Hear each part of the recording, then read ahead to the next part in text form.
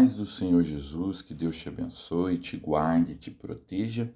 Meu querido e amado irmão, nós estamos lendo e refletindo sobre o livro do profeta Daniel. Nós temos muito a aprender com o livro do profeta Daniel. É um livro que fala, de profecias, de algo que vai acontecer, e nos mostra que Deus é soberano, é Ele que estabelece os reinos, nos mostra que um dia Cristo vai reinar eternamente sobre a terra. Nós vamos agora meditar sobre a experiência que Nabucodonosor teve. Devido à sua arrogância, Deus fez com que ele fosse tirado do meio dos homens e pastasse com os animais durante 7 tempos. Ele passou por uma experiência com Deus, Ele lançou Sadraque, Mesaque e Abednego na fornalha e o Senhor o livrou. Daniel era usado por Deus para interpretar os seus sonhos e Nabucodonosor percebeu que o Deus de Israel é o Deus que revela os mistérios, que é o Deus que livra os seus servos. E ele precisava agora reconhecer que o Senhor é soberano. A soberania de Deus significa que ele governa o universo e que ele não toma conselho de ninguém. Quem pode aconselhar Deus ou quem pode dizer que Deus fez algo de errado? A experiência que Nabucodonosor teve começou com um sonho. Ele sonhou, ele viu uma grande árvore que crescia. Essa árvore tinha muitos frutos, ela era grande, os animais se abrigavam na sua sombra, as aves dos céus comiam dos seus frutos. E um anjo que estava numa sentinela desceu do céu e disse que essa árvore deveria ser cortada e deixada até o tronco, O seu topo, o topo dessa árvore chegava até o céu. Então ele chamou todos os sábios e ninguém soube interpretar o seu sonho.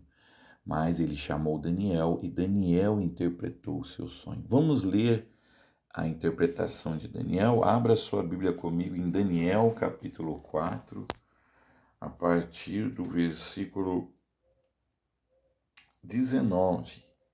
Livro do profeta Daniel, capítulo 4, a partir do 19, diz assim: Então Daniel, também chamado Beltesazar, ficou estarrecido por algum tempo, e os seus pensamentos o deixaram aterrorizados. Então o rei disse: Beltesazar, não deixe que o sonho ou a sua interpretação o assuste. Beltesazar respondeu: Meu senhor, quem dera o sonho só se aplicasse aos teus inimigos, e o seu significado somente aos seus adversários. A árvore que viste, que cresceu e ficou enorme, cuja copa encostava no céu, visível em toda a terra, com belas folhas e muitos frutos, no qual havia alimento para todos, abrigo para os animais do campo e morada para as aves dos céus nos seus galhos, essa árvore, ó rei, és tu. Tu te tornaste grande e poderoso, pois a tua grandeza cresceu até alcançar o céu, e o teu domínio se estende até os confins da terra. E tu, ó rei, viste também uma sentinela, o anjo que descia do céu e dizia: derrubem a árvore e destruam-na. Mas deixe o toco e as suas raízes presas com ferro e bronze. Fique ele no chão, em meio à relva do campo. Ele será molhado com o orvalho do céu e viverá com os animais selvagens até que se passe 7 tempos. Esta é a interpretação, ó rei, e este é o decreto que o Altíssimo emitiu contra o rei, meu senhor. Tu serás expulso do meio dos homens e viverá com os animais selvagens. Comerás capim como os bois e te molharás com o orvalho do céu. Passarão 7 tempos até que admitas que o Altíssimo domina sobre os reinos dos homens e os dá a quem quer. A ordem para deixar o toco da árvore com as raízes significa que o teu reino te será devolvido quando reconheceres que os céus dominam. Portanto, ó rei, aceita o meu conselho, renuncia os teus pecados e a tua maldade, pratica a justiça e tem compaixão dos necessitados, talvez então continue a viver em paz. Meu querido e amado irmão, a arrogância de Nabucodonosor, ela chegou até o céu. Nós devemos ter a consciência de que ele era um rei tirano. Vimos que ele fez uma imagem, queria que todos adorassem a imagem que ele criou, e ele ia lançar na fornalha Sadraque, Mesaque e Abidnego, por não adorarem a imagem que ele criou. Então nós vemos assim que ele, certamente com a sua arrogância, com a sua prepotência, com a sua tirania, estava prejudicando muitas pessoas. Irmãos, nós temos que tomar cuidado com os nossos pecados, porque às vezes eles chegam até o céu. A arrogância dele estava chegando até o céu e Deus determinou que ia abatê-lo. Ele ia pastar com os animais para reconhecer que Deus é o Senhor e que Ele estabelece o reino, para que tivesse uma postura mais humilde e reconhecesse que Deus é soberano e não tratasse as pessoas com tanta arrogância. Um homem com tanto poder e arrogante certamente causava um prejuízo muito grande e o clamor chegou até os céus. A Bíblia fala que o povo de Deus estava escravo no Egito e aquela opressão causava uma tristeza, um gemido, um desânimo, e o povo começou a clamar a Deus até que Deus apareceu a Moisés e falou: Eu vim libertar o meu povo. Então, nós temos que nos arrepender dos nossos pecados antes que chegue até Deus. O Senhor Jesus, ele disse o seguinte: entra em acordo com o teu irmão antes de chegar na frente do juiz, porque você não sabe para quem o juiz vai dar razão. E depois que o juiz der a sentença, você vai ter que cumprir toda a sentença. Então vamos nos arrepender. Também no livro do profeta Malaquias, Deus adverte o povo quanto ao divórcio. Os homens se divorciavam das mulheres, eram violentos com as mulheres e elas iam chorar na casa do Senhor. E esse clamor chegou até o céu. Então eu creio que a arrogância de Nabucodonosor prejudicou muitas pessoas e chegou até Deus. Não vamos deixar que isso aconteça. Veja que interessante, irmãos, foi dado um sonho.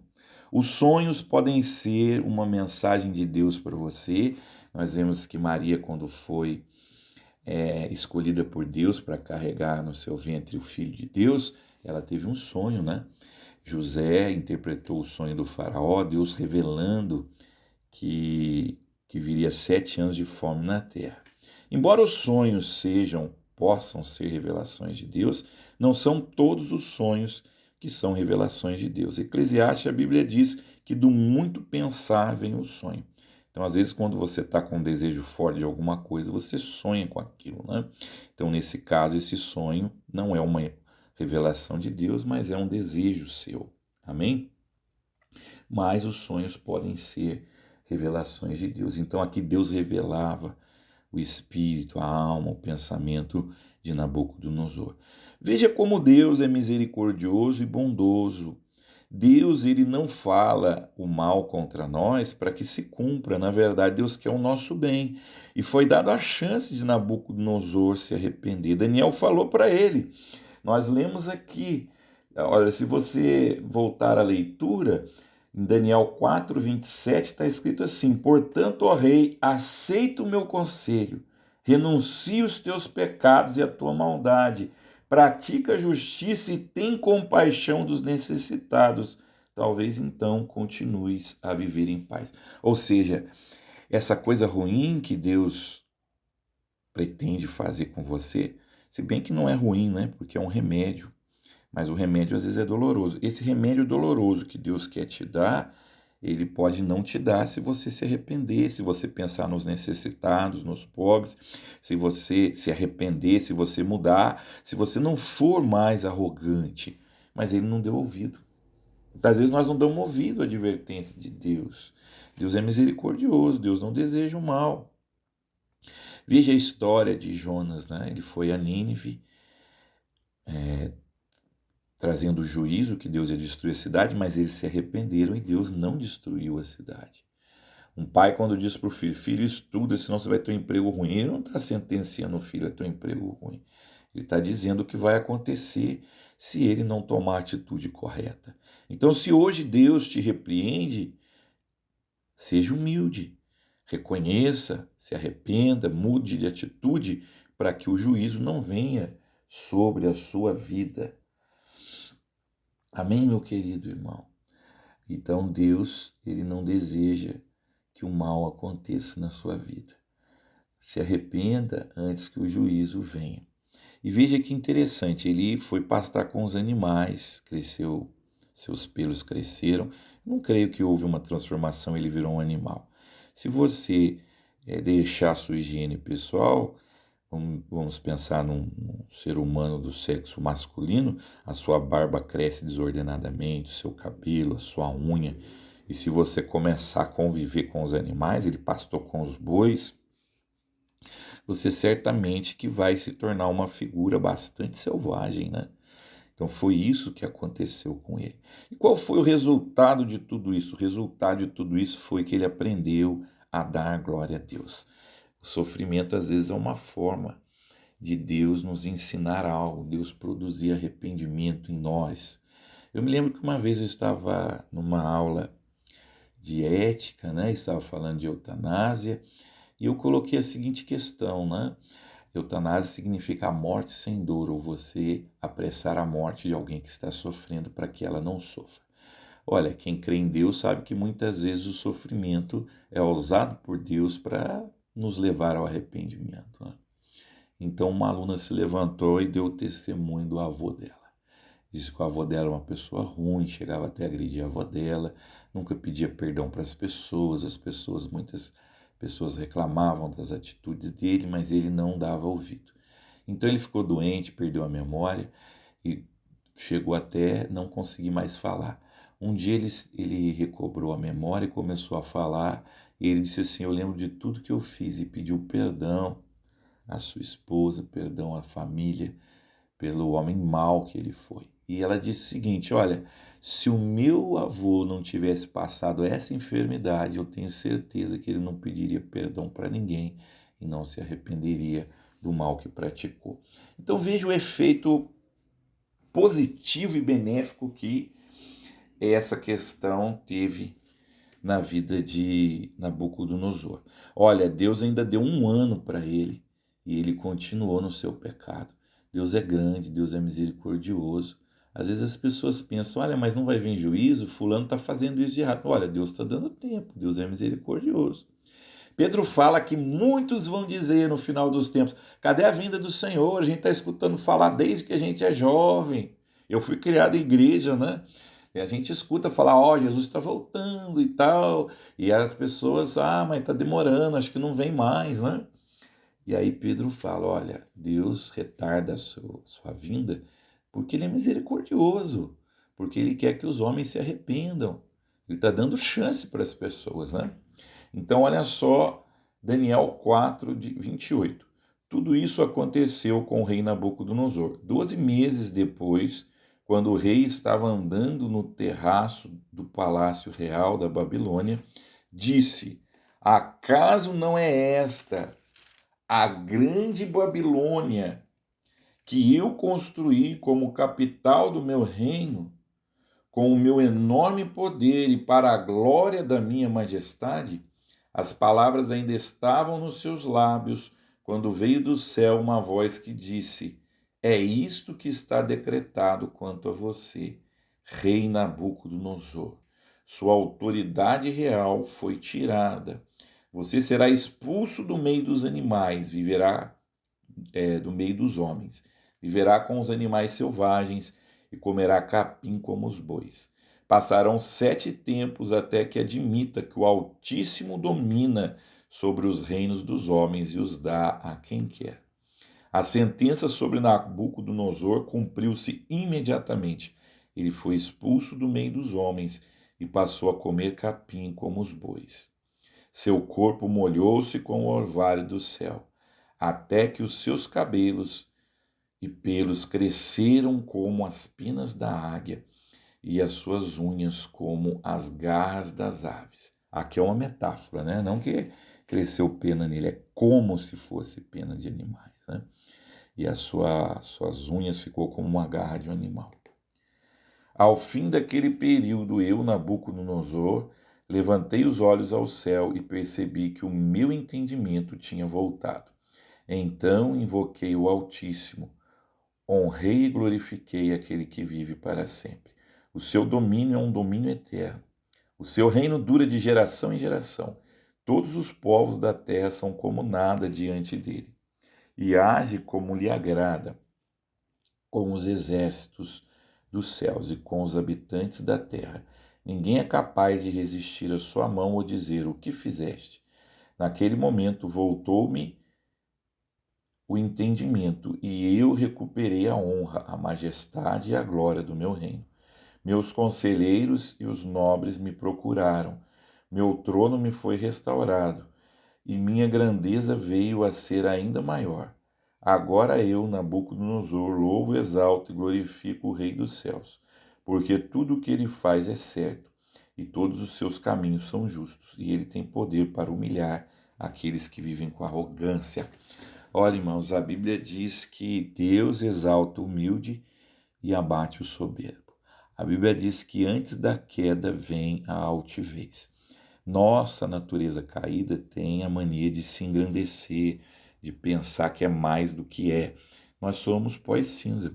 O único que é soberano é Deus. Deus faz o que ele quer e não presta conta a ninguém. Todos nós um dia vamos prestar conta a Deus e às vezes prestamos conta também aos homens. Você tem um superior no seu trabalho, na sua família, muitas vezes você, não importa se é homem ou mulher, prestar conta ao seu esposo, à sua esposa. Nós precisamos, né, aprender que nós não somos Deus. Existe um único Deus e Ele é que domina sobre todas as coisas. Amém? O Senhor Jesus, ele, observando o comportamento humano, ele deu um conselho para nós. Ele nos ensinou que devemos ser mais humildes, né? Diz que Jesus foi numa festa de casamento e ele viu que as pessoas, quando chegavam na festa, procuravam os lugares de honra, os primeiros lugares. E aí Jesus falou: quando você for numa festa, não procure os primeiros lugares, porque você pode passar vergonha de não ser tão importante e alguém falar para você: sai desse lugar, que esse lugar não é seu. Agora, se você sentar num lugar não tão importante, mais atrás, mais humilde, você, se você for de honra, você vai ter a alegria e a honra de ser chamado à frente. Então não pense que você é o centro do universo, né? Tem uma historinha que é interessante, que sempre eu gosto de contar quando eu falo da questão da humildade. Havia um galo que ele estava enganado, ele achava que ele cantava para o sol nascer. Então ele achava que todo dia de manhã, quando ele cantava, ele estava fazendo um favor para toda a humanidade, para todos os animais, porque ele fazia o sol nascer, né? O sol é tão importante, o sol que realiza a fotossíntese, que dá alimento aos animais que são vegetarianos e que dá vida à terra, né? E aí um dia ele perdeu a hora, se atrasou e quando ele acordou ele viu o sol já tinha nascido e ele ficou deprimido. Então diga para você mesmo, eu vou dizer para mim mesmo aqui, eu não canto para o sol nascer. Eu não sou a pessoa mais importante do mundo, amém? João Batista foi exemplo de humildade. A Bíblia diz que João Batista, quando foi batizar Jesus, ele disse: Senhor, eu não sou digno de tirar sua sandália e você vem para que eu batize? Então Jesus, não, é para testemunho. E ele batizou o Senhor Jesus. E depois foram falar para ele: olha, aquele Jesus lá que você batizou está fazendo mais discípulo que você, está batizando mais pessoas. E ele disse assim: convém que ele cresça e que eu diminua. Eu não disse que eu era o Cristo, ele é o Cristo, né? Ele é o Senhor. Então deixe Jesus ser grande na sua vida. Não se torne essa árvore que cresce até o céu, não. Quanto menor for o vaso, mais fácil de ser transbordado, mais fácil de Deus usar. Dos vasos, Deus usa um menor. Então, se você quer ser um vaso na mão do Senhor, se você quer ser usado pelo Senhor, seja humilde. O Senhor Jesus é o maior exemplo de humildade que já existiu. Ele era Deus e se fez homem. Ele serviu a humanidade, deu a sua vida. Ele disse: eu não vim para para servir. Eu não vim para ser servido, eu vim para servir. O Senhor Jesus uma vez pegou uma toalha e lavou o pé dos seus discípulos, os pés dos seus discípulos. E falou: se eu sou o vosso mestre e fiz isso, fazer isso, né? Então vamos aprender a ser humilde. E Jesus, depois que ele foi ressuscitado, ele apareceu aos seus discípulos e disse: todo o poder me é dado em cima nos céus e embaixo na terra. Então, antes de receber essa glória, essa honra, de se tornar Senhor de todas as coisas, de receber um nome que está acima de todo nome, a Bíblia diz que todo joelho se dobrará e toda língua confessará que Jesus Cristo é o Senhor. Qual a diferença de nós crentes? Nós reconhecemos por amor, porque queremos voluntariamente. O mundo um dia vai ter que se ajoelhar diante de Cristo, na marra, né, para o juízo, porque Ele é o Senhor, e Ele é soberano sobre a terra, sobre os céus. Amém, meu querido irmão? Então nunca deixe a arrogância entrar no seu coração e também não deixe de se arrepender dos seus pecados. Quando Deus levantar alguém para falar com você, se Deus falar através da palavra, se Deus levantar um irmão, um profeta, não deixe de obedecer. Vamos orar.